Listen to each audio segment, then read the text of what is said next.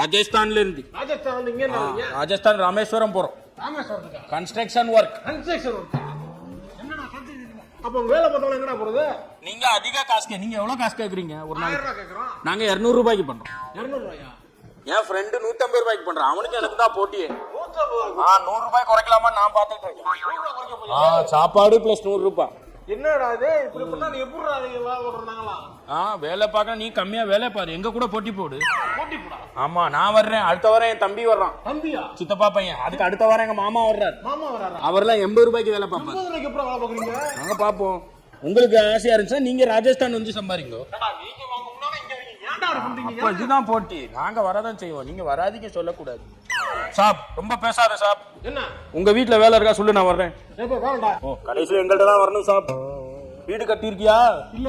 எங்கள்ட்ட தான் வரணும். உங்ககிட்ட தான் வரணுமா? ஆமா லேபர் நாங்க தான்.